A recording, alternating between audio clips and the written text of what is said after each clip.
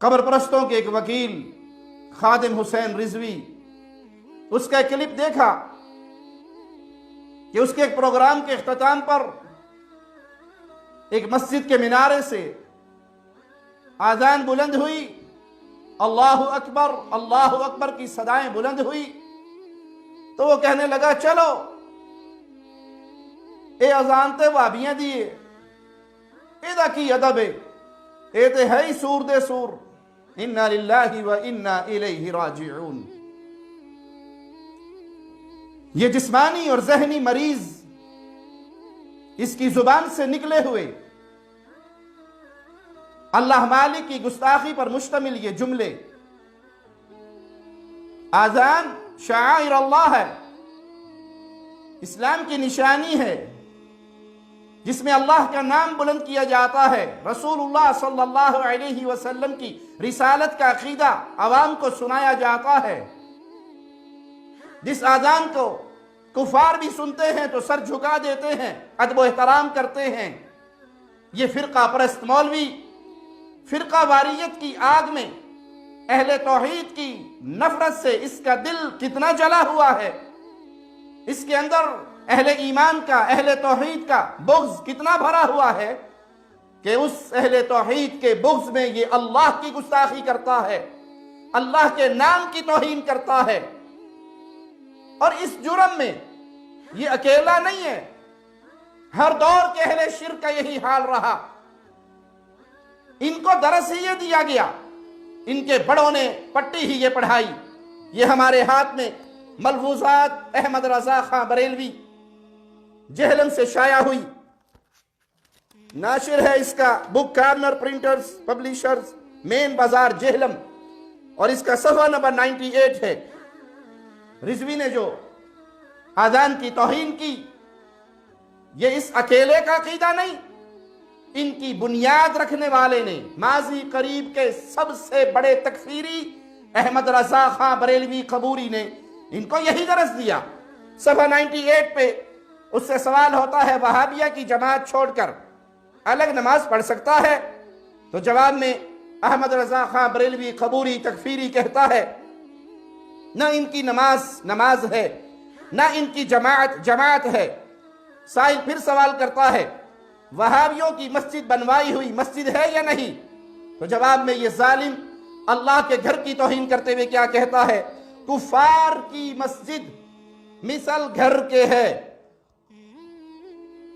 اہل ایمان کو، اہل توحید کو، اہل الحدیث کو احمد رضا خان تکفیری قبوری بریلوی کافر کہتے ہوئے لکھتا ہے کفار کی مسجد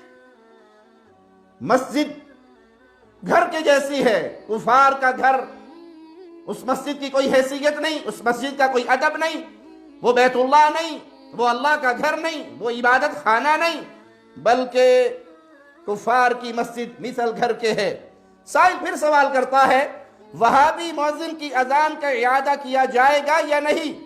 تو جواب میں احمد بریلویوں کا بابا، ان کی بنیاد رکھنے والا،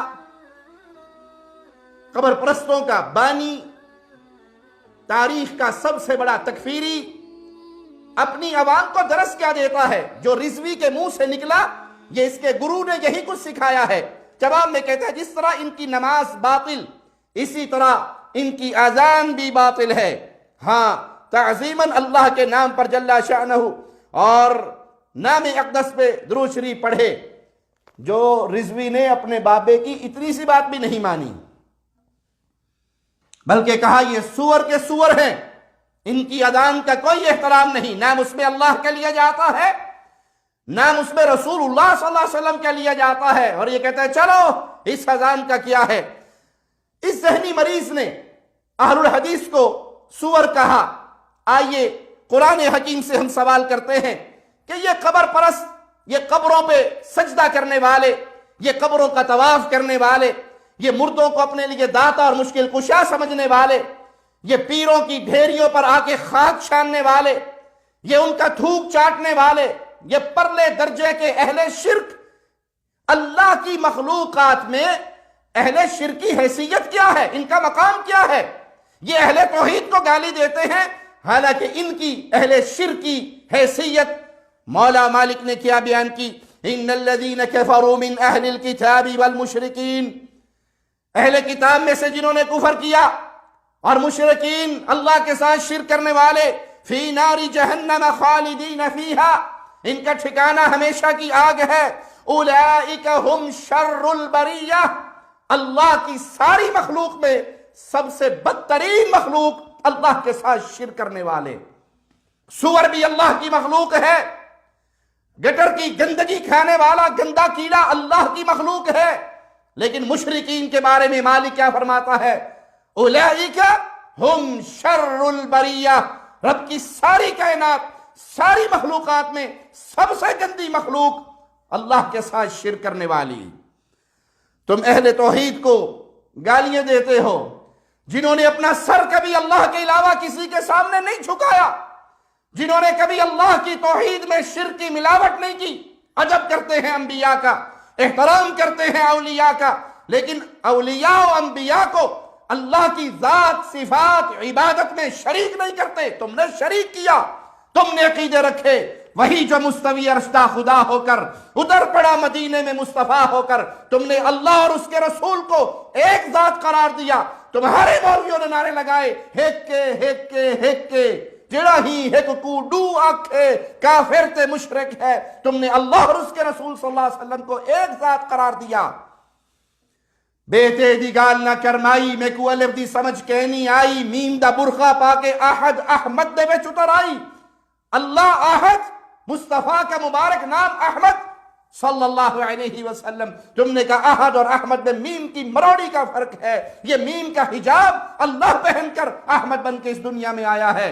یہ کفر کے عقیدے تم نے رکھے اور گالیاں دیتے ہو اہل توحید کو۔ اور اہل توحید کے بارے میں مولا کیا فرماتا ہے؟ جواب سنیے قرآن سے۔ کیا اہل الحدیث سور ہے بقول خادم حسین رضوی کے؟ قرآن جواب دیتا ہے، ان الذین آمنوا وعملوا الصالحات اولئک هم خیر البریہ، جو ایمان لاتے ہیں، جو اللہ کی توحید کو مانتے ہیں، جو عمل صالح کرتے ہیں، رب کی ساری کائنات میں سب سے بہترین مخلوق، اللہ کی ساری مخلوقات میں سب سے بہترین مخلوق اللہ کے مواحد بندے ہیں۔ اور اس اذان کی توہین کرنے والے اے مجرم، آؤ قرآن حکیم سے پوچھتے ہیں، اگر دل میں ایمان ہو، اگر دل میں انسانیت بھی ہو، تو کسی کے زبان سے دین اسلام کی نشانییں اور شاعر اللہ کی توہین کا تصور نہیں ہو سکتا۔ قرآن حکیم ہمیں درس دیتا ہے، وَمَن يُعَظِّمْ شَعَائِرَ اللَّهِ فَإِنَّهَا مِن تَقْوَى الْقُلُوبِ، جو اللہ کے نام کی چیزوں کی تعظیم کرتا ہے، یقیناً یہ دلوں کی پرہیزگاری سے ہے، دلوں کے تقوی کی نشانی ہے یہ بات کہ وہ اللہ کے شاعر کا احترام کرے۔ صفا و مروہ کو شاعر اللہ کہا گیا کیونکہ وہاں اہل ایمان آگے حج کرتے ہیں، اور تم نے توحید کے واضح کو، اذان کے واضح کو سن کر کہا اس کا کوئی ادب نہیں۔ قرآن بتاتا ہے دل میں پرہیزگاری ہو تو اللہ کے نام منسوب چیزوں کی عزت دل میں رہتی ہے۔ ارے تمہارے اس بد جملے سے بعض کفار مکہ بھی اچھے ہیں، جو قربانی کے جانوروں کی بھی عزت کیا کرتے تھے کہ یہ اللہ کے نام پہ قربان ہونے جا رہے ہیں۔ تم تو اس سے بھی آگے بڑھ گئے، اور بہت سارے لوگ بے چین ہیں ان قبر پرستوں سے بغلگیر ہونے کے لیے، کسی طرح ہماری محبت اور فضائیں باقی رہے۔ لیکن یاد کرو، وَلَن تَرْضَىٰ عَنْكَ الْيَهُودُ وَلَا النَّصَارَىٰ، قرآن خبر دیتا ہے یہود و نصارہ کبھی مسلمانوں کے دوست نہیں ہو سکتے، مسلمانوں سے راضی نہیں ہو سکتے۔ ہاں ایک ہی شرط پہ راضی ہوں گے، وہ شرط قرآن حکیم نے بیان کی، حَتَّىٰ تَتَّبِعَ مِلَّتَهُمْ، جب تم ان کی ملت میں چلو گے، ان کے راستہ اختیار کرو گے، تب یہ یہود و نصارہ مسلمانوں سے راضی ہوں گے۔ اور ایسے ہی کوئی قبر پرست کبھی کسی مواحد سے راضی نہیں ہو سکتا۔ ان کو حسد کس بات کی ہے؟ ان کو غم اور غصہ کس بات کا ہے کہ یہ صرف ایک اللہ کی عبادت کیوں کرتے ہیں؟ یہ ہماری طرح مردوں کو داتا کیوں نہیں کہتے؟ مردوں کو غریب نواز و بندہ پرور کیوں نہیں سمجھتے؟ مردوں کو غوث اعظم کیوں نہیں کہتے؟ یہ فقیروں کو گنج بخش کیوں نہیں کہتے؟ ان کو تکلیف صرف اس بات کی ہے کہ تم ایک اللہ کی عبادت کرتے ہو، اگر ان کو راضی کرنے کا تم نے ٹھان لیا ہے حتی تتبع ملتہم، تو یہ راضی ہوں گے اگر تم ان کے طریقوں پہ چل کے قبروں کی پوجا کرو، قبروں کا طواف کرو، قبروں پہ سر ٹیکو، قبروں پہ رکوع کرو، قبر کی طرف منہ کر کے نماز کی حالت میں کھڑے ہو، اور اس مردے کو جو استنجا نہ کر سکا، اس مردے کو جو طہارت نہ کر سکا، اس مردے کو جو اپنا کفن نہ پہن سکا، اس مردے کو جو اپنی قبر میں اتر نہ سکا، اگر داتا نہیں مانو گے یہ قبر پرست کبھی تم سے راضی نہیں ہوں گے۔ اگر تم توحید پہ رہو گے تو مشرکوں کے دلوں میں اہل توحید کی نفرت اسی طرح باقی رہے گی، کیونکہ یہ حزب الشیطان میں سے ہے اور موحدین اللہ کے حزب میں سے ہے۔ اس عقیدہ توحید کو سینے سے لگائیے، کسی سے اتحاد کیجئے، ضرورت ہے وقت کی اتحاد، لیکن اتحاد کی بنیاد لا الہ الا اللہ ہے۔